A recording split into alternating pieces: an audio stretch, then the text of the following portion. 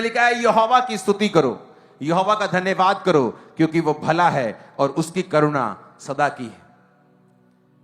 अगर आप बाइबल के वचनों को समझना शुरू कर दें, एक एक वचन में इतनी ताकत है कि आपकी पूरी लाइफ को ये पूरी रीति के साथ बदल सकती है, आपकी जनरेशंस को बदल सकती है। जिस दिन आपको धन्यवाद करने की सामर्थ्य समझ में आ गई कि धन्यवाद करना मुर्दा चीजों को जिंदा कर सकता है, धन्यवाद करना हेवन की अनलिमिटेड सप्लाई को ऑन कर सकता है, धन्यवाद करना परमेश्वर के हृदय में आपकी जगह बना सकता है, शैतान के कामों को खत्म कर सकता है, यहां तक कि मौत को भी डैनियल की तरह रोक सकता है और लाजर की तरह रोक सकता है। आपका थैंक्स गिविंग करना शैतान को शर्मिंदा कर सकता है, एनिमीज के प्लान को खत्म कर सकता है, क्योंकि आपका थैंक्स गिविंग करना इस बात का सबूत है कि आप ये बिलीव करते हैं कि आपकी लाइफ में चाहे उदासी हो, चाहे आपकी लाइफ में बंधन हो, चाहे आपकी लाइफ में कुछ भी चल रहा हो, लेकिन आपका भरोसा पूरी तरह से परमेश्वर के ऊपर है। आमीन। अब यहां लिखा है यहोवा की स्तुति करो, धन्यवाद करने से पहले लिखा यहां की क्या करो, स्तुति करो। प्रेज ये द लॉर्ड। प्रेज का इब्रानी भाषा में अगर हम देखें तो इसका मतलब है हवलाल, HAWLAL। इसका मतलब यह है बोस्ट करना। स्तुति करने का मतलब क्या है? बोस्ट मतलब कि घमंड करना। अब ध्यान से मेरी बातों को समझना। प्रेज का मतलब, स्तुति का मतलब अगर हम असली भाषा में पढ़ते हैं, इब्रानी भाषा में, तो उसका मतलब है घमंड करना। लिखा टू बी क्लैमरसली फुलिश। ध्यान से पढ़ना इस वर्ड को, आधे में रखो उस वर्ड को, यह बड़े ध्यान से समझने वाला है। इब्रानी वर्ड को आधे में रखो। ओके, अगर आप इसको पढ़ेंगे, इसको कंप्लीट पूरा करो जरा, मैं देखूं स्क्रीन के ऊपर।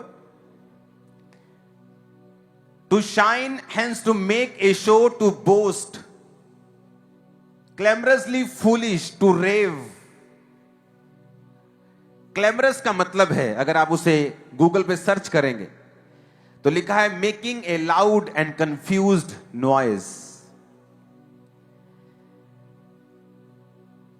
एक ऊंची आवाज निकालना। और इसी का शब्द है, अगर आप दूसरा शब्द पढ़ेंगे इसके साथ, ये दोनों शब्द एक जैसे हैं। वॉसिफरस, अपनी भावनाओं या विचारों को जोरदार या गंभीर ढंग से व्यक्त करना। यानी जब किसी ने यह वर्ड लिखा, जब इब्रानी भाषा में बाइबल लिखी गई कि यहोवा की स्तुति करो, तो स्तुति का मतलब था कि अपनी भावनाओं को जोरदार तरीकों से और गंभीर तरीकों से व्यक्त करना। Making a loud and confused noise. इसे आप इस तरह से भी बोल सकते, जब कोई प्रोटेस्ट करता है, जब कोई, क्या बोलते हैं उसको, प्रोटेस्ट को हिंदी में, हाँ, धरना करता है, तो बोलते हैं हमारी मांगे। जनता क्या बोलती है? बोलो हमारी मांगे। हाँ, आई ना फील वो वाली। तो इसे वो भी कहते हैं, एक आवाज में, ऊंची आवाज में, गंभीर आवाज में, या एक अपनी भावनाओं को जोरदार तरीकों से व्यक्त करना, इसे बोलते हैं स्तुति करना।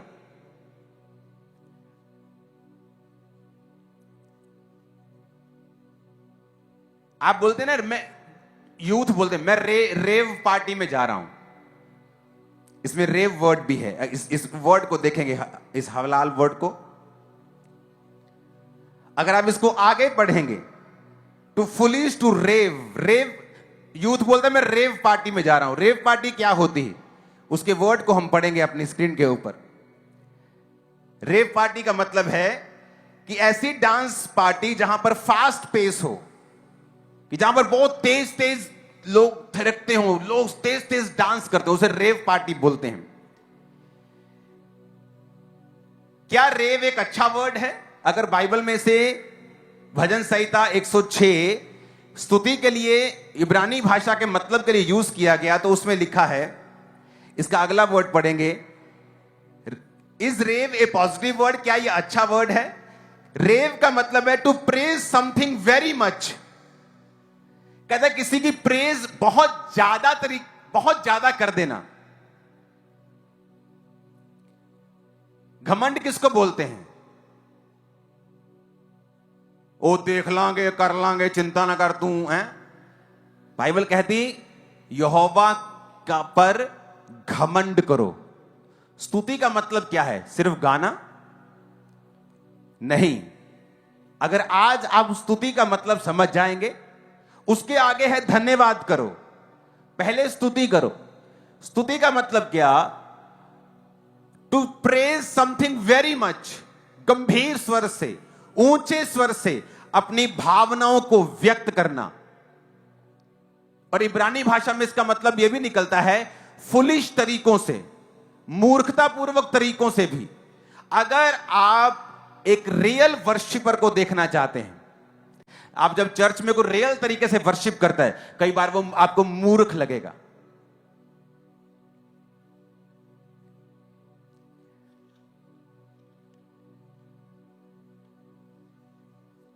दूसरा जयमूल 6 उसकी 16 में लिखा, जब यहोवा का संदूक दाऊदपुर में आ रहा था, तब शाऊल की बेटी मीकल ने खिड़की में से झांक कर दाऊद राजा को यहोवा के सम्मुख नाचते कूदते हुए देखा और मन ही मन उसे तुच्छ जाना।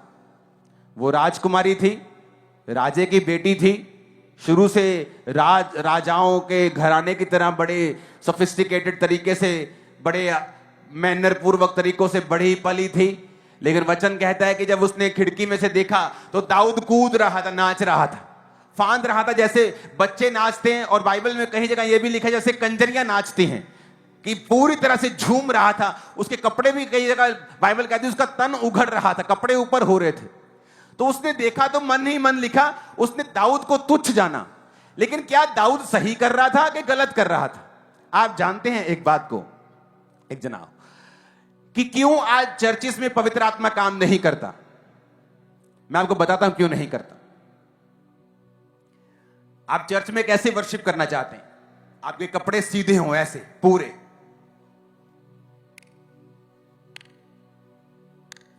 आप नहीं चाहते आपको कोई ऐसे ऐसे देखे, आपको शर्म आती। कई चर्चिस ने बोला तेज ताली नहीं बजानी। लेकिन रियल वर्शिप यह है कि जब आप रियल, वचन कहता है हलाल का मतलब है, इब्रानी भाषा में का यह शब्द है कि जब आप रियल में वर्शिप करेंगे तो आप फुलिश की तरह नजर आएंगे, मूर्ख की तरह नजर आएंगे। आप ऊंचे स्वर में करेंगे हालेलुया, आप ऊंचे स्वर में गाएंगे, लोग कहेंगे इनको क्या हो, परमेश्वर तो सुनता ही है। अगर मैं ऐसे बोलूंगा हालेलुया, तो वो तो ऐसे भी सुनता है, प्रेज गॉड, तो ऐसे भी वर्शिप कर सकते हैं। लेकिन वचन ये नहीं कहता, वचन ये नहीं कहता। वचन कहता है, फिर से उस वर्ड को अपनी आंखों के सामने रखेंगे, कहता है जब यहां की हवलाल करो, यहां की स्तुति करो, इसका मतलब कहता है यहां पर बोस्ट करो। कि जब नाचते हम, मेरा यीशु सब कुछ कर सकता, सब कुछ कर सकता है, वो बोस्ट करना, घमंड करना, अपने आप पे नहीं, जीसस के ऊपर, फुलिश बनना। वो कहती तू पागल लग रहा था, तू पागल लग रहा था, जब तू नाच रहा था ना, तू पागल लग रहा था। ऐसे कोई राजा नाचता है? तेरे को अकल नहीं है?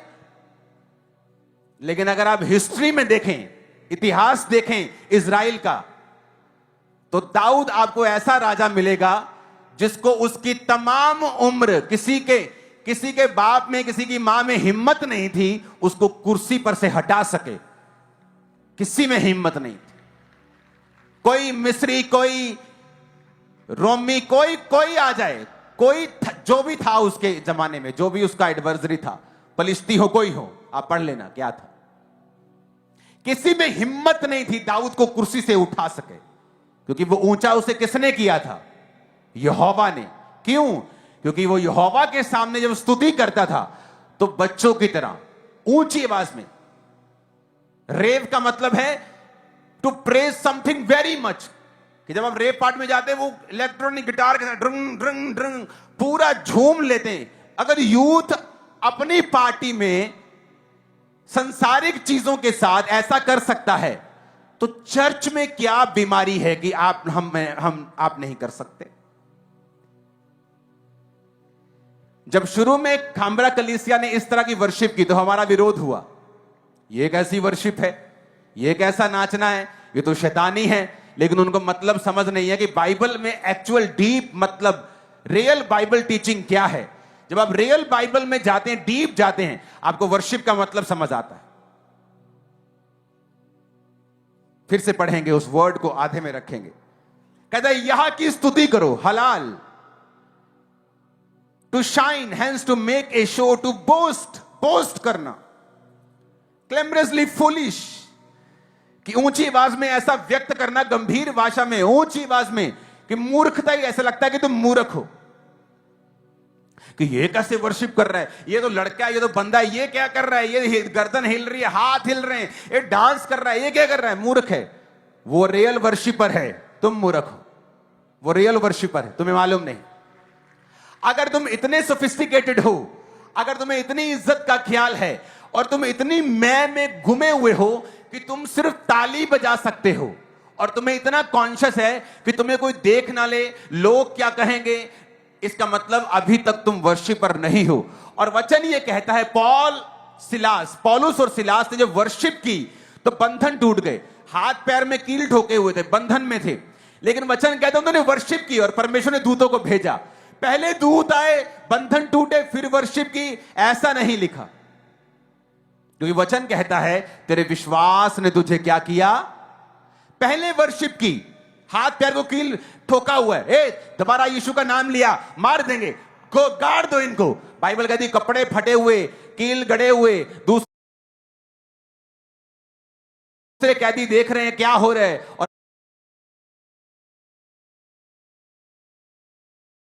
वचन कहता है वो वर्शिप करना शुरू कर